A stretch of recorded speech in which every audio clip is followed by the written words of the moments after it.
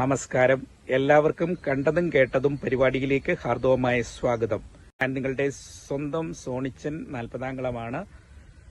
നമ്മളുടെ ഈ channel subscribe ചെയ്തിട്ടില്ലെങ്കിൽ ദയവായി ഈ സമയം എല്ലാവരും ഒന്ന് സബ്സ്ക്രൈബ് ചെയ്യുക, ലൈക്ക് അടിക്കുക, വീഡിയോയ്ക്ക് ലൈക്ക് അടിക്കുക, കമന്റ് ചെയ്യുക, ഷെയർ ചെയ്യുക. ഓക്കെ, പിന്നെ ഞാൻ ഇന്ന് പറയാനായിട്ട് ഉദ്ദേശിക്കുന്ന ഒരു പ്രധാനപ്പെട്ട ഒരു വിഷയം നമ്മളുടെ PV അൻവർ MLA കാര്യമാണ്. ഞാൻ പ്രതിപക്ഷത്തിന്റെ കൂടെ ഇരിക്കാൻ ഞാൻ എന്തായാലും തയ്യാറാവില്ല. ഞാൻ പ്രതിപക്ഷത്തിന്റെ ഭാഗമല്ലല്ലോ. എന്നെ പാർലമെന്ററി പാർട്ടിയിൽ നിന്ന് പുറത്താക്കിയിട്ടുണ്ടെങ്കിൽ എനിക്ക് ഇൻഡിപെൻഡന്റ് ആയിട്ട് എന്നെ ഒരു ബ്ലോക്കാക്കി അവർ അനുവദിക്കൽ നിയമപരമായിട്ട് ചെയ്യേണ്ടി വരും എന്നാണ് ഞാൻ മനസ്സിലാക്കുന്നത്. അത് ഒന്ന് അന്വേഷിക്കട്ടെ ഇതുമായി ബന്ധപ്പെട്ടവരോട്. പിന്നെ നിയമസഭയിൽ ഇപ്പൊ നിലത്ത് തറയിൽ ഇരിക്കാമല്ലോ, നല്ല കാർപ്പറ്റ് ഉള്ളതാണ്. ഒരു തോർത്തമുണ്ട് കൊണ്ടുപോയാൽ നിലത്ത് വെച്ചിരിക്കാം.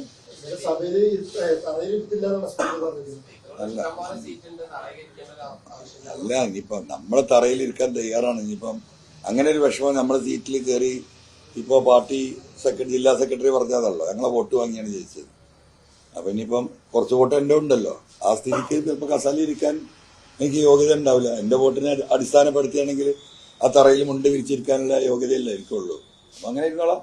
അൻവർ പല പ്രാവശ്യം മുഖ്യമന്ത്രിക്കും പാർട്ടിക്കും ഒക്കെ പരാതി കൊടുത്തിട്ടും അതൊന്നും ചെവിക്കൊണ്ടില്ല എന്നാണ് അൻവർ പറയുന്നത്. അതായത് ഈ ഉദ്യോഗസ്ഥ വൃന്ദത്തിനെ നിലയ്ക്ക് നിർത്താൻ വേണ്ടിയിട്ട് പലപ്പോഴും ADGP അനിൽകുമാറിനെതിരെയൊക്കെ പരാതി മുഖ്യമന്ത്രിക്ക് എഴുതി കൊടുത്തിട്ട് പോലും അത് ശ്രദ്ധിച്ചില്ല, പാർട്ടിയിൽ പറഞ്ഞിട്ടും അതൊന്നും ചെവിക്കൊണ്ടില്ല. അതുകൊണ്ടാണ് ഞാൻ പാർട്ടിയിൽ ഇങ്ങനെ തുറന്നു വന്ന ഈ പറഞ്ഞ മാധ്യമപ്രവർത്തകർക്ക് മുമ്പിൽ പറയേണ്ടി വന്നത് എന്നൊക്കെ അദ്ദേഹം പറഞ്ഞു.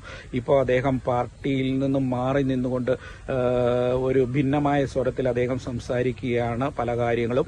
അപ്പോൾ അദ്ദേഹം ഇപ്പം മാധ്യമപ്രവർത്തകരൊക്കെ അദ്ദേഹത്തോടൊക്കെ ചോദിക്കുന്നുണ്ട് ഭാവിയിൽ എന്താണ് എന്ന്. അപ്പോൾ അദ്ദേഹം വളരെ ശക്തമായിട്ട് അടിയുറച്ച് പറയുന്ന ഒരു കാര്യമെന്ന് പറഞ്ഞാൽ, ജനങ്ങൾ എന്റെ കൂടെ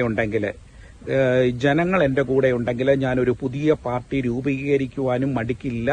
ഞാൻ ഒരു പുതിയ പാർട്ടി രൂപീകരിക്കും. ജനങ്ങളാണ് എന്റെ ശക്തി, എന്റെ എല്ലാം ജനങ്ങളാണ്. ജനങ്ങൾ പറയുന്നതനുസരിച്ച് ഞാൻ ചെയ്യുള്ളൂ. ജനങ്ങൾ ആവശ്യപ്പെടുകയാണെങ്കിൽ അവർക്ക് വേണ്ടി ഞാൻ ഒരു പുതിയ രാഷ്ട്രീയ പാർട്ടി തന്നെ രൂപീകരിക്കും. അതിനുവേണ്ടി ഒരുപാട് ആൾക്കാർ എനിക്ക് സപ്പോർട്ട് ചെയ്യുന്നുണ്ട് എന്നൊക്കെ. ശരിയാണ്, അദ്ദേഹത്തിന്റെ എല്ലാ പോസ്റ്റിന്റെ കമന്റ്സിലും അതുപോലെ ലൈക്കും ഒക്കെ കൊടുക്കും. കാണുമ്പോൾ അറിയാം ഒരുപാട് ആൾക്കാർ, അതായത് എല്ലാ വിഭാഗത്തിലുള്ള പ്രായഭേദമന്യേ എല്ലാ ആൾക്കാരും. പിന്നെ അദ്ദേഹം യുവാക്കളോടായിട്ട് അദ്ദേഹം ആഹ്വാനം ചെയ്യുന്നത്, നിങ്ങൾ ഇറങ്ങണം, യുവാക്കൾ ഇറങ്ങണം. അദ്ദേഹം പാർട്ടി രൂപീകരിക്കുകയാണെങ്കിൽ വടക്കൻ ജില്ലകൾ, കേരളത്തിന്റെ വടക്കൻ ജില്ലകളെല്ലാം തന്നെ അദ്ദേഹത്തിന് സ്വാധീനമുള്ള ഒരു ഏരിയയാണ്. അദ്ദേഹത്തിന് ധാരാളം ആളുകളുണ്ട്. അത് നമുക്ക് അദ്ദേഹത്തിന്റെ കഴിഞ്ഞ യോഗങ്ങളൊക്കെ നടത്തിയപ്പോൾ നമ്മൾ കാണുവാനായിട്ട് സാധിച്ചു. അതായത് കോഴിക്കോട്ടും അതുപോലെ നിലമ്പൂരും ഒക്കെ അദ്ദേഹം സംഘടിപ്പിച്ച യോഗങ്ങളിലൊക്കെ ഒരുപാട് ആൾക്കാർ വന്ന് തിങ്ങി നിറഞ്ഞിരുന്ന ഒരു സദസ്സിനെ നമുക്ക് അവിടെ കാണുവാനായിട്ടൊക്കെ സാധിക്കും. അപ്പോൾ അവിടെ നിന്ന് ആൾക്കാരോടൊക്കെ മാധ്യമപ്രവർത്തകർ ചോദിച്ചപ്പോൾ അൻവറിന്റെ നിലപാടിനോട് യോജിക്കുന്നവരാണ് ഞങ്ങൾ. തീർച്ചയായും അൻവർ ഒരു പാർട്ടി രൂപീകരിക്കുകയാണെങ്കിൽ അൻവർ എടുക്കുന്ന ഏത് നിലപാടിന്റെ കൂടെയും ഞങ്ങൾ ഉണ്ടാകും എന്ന് തന്നെയാണ് ഈ പറഞ്ഞ ജനങ്ങളെല്ലാം ആവർത്തിച്ച് പറയുന്നത്. അപ്പം ഈ അൻവർ ഇപ്പോൾ ഈ പറഞ്ഞ യുവജനങ്ങളെ കൂടെ നിർത്തിക്കൊണ്ട് യുവജനങ്ങളുടെ സപ്പോർട്ടോടുകൂടി ഒരു വലിയ ഒരു പിന്തുണയോടുകൂടി ഒരു പാർട്ടി രൂപീകരിക്കുകയും കേരളത്തിൽ മൊത്തത്തിലെ എല്ലാ സ്ഥലങ്ങളിലും തങ്ങളുടെ പാർട്ടി ഇലക്ഷനിൽ ആൾക്കാരെ നിർത്തി വിജയിപ്പിക്കുവാനുള്ള ഒരു പരിശ്രമത്തിലാണ് ഇപ്പോൾ അൻവർ പരിശ്രമിച്ചുകൊണ്ടിരിക്കുന്നത്.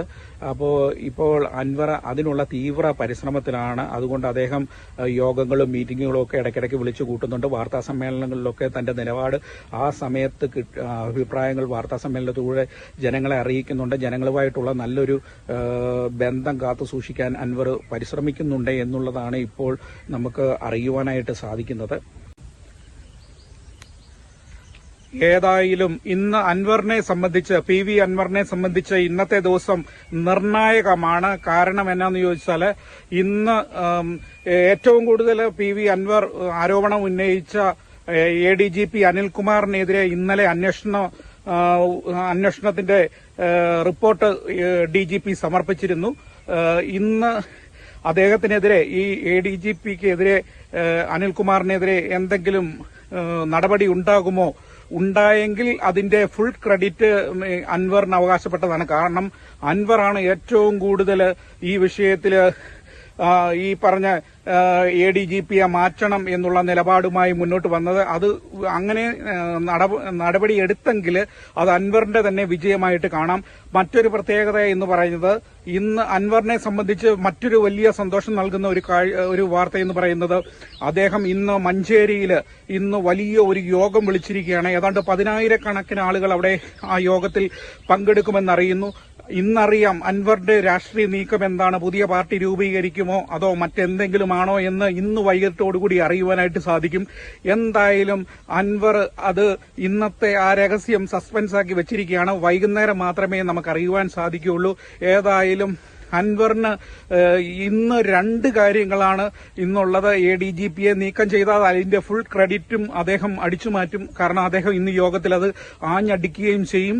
ഏതായാലും നമുക്ക് ഇന്ന് വൈകുന്നേരത്തെ ആ കാഴ്ച, അതായത് ആ മഞ്ചേരിയിൽ നടക്കുന്ന ആ യോഗത്തിൽ നമുക്ക് കാണുവാൻ സാധിക്കും. ഏതായാലും നമുക്ക് ഇന്ന് അത് കാത്തിരിക്കാം. അൻവറിന്റെ ദിവസമാണിന്ന്. ആ കാഴ്ചകൾ നമുക്ക് വൈകുന്നേരം അത് കണ്ട് നമുക്ക് വിലയിരുത്താവുന്നതാണ്. നന്ദി, നമസ്കാരം.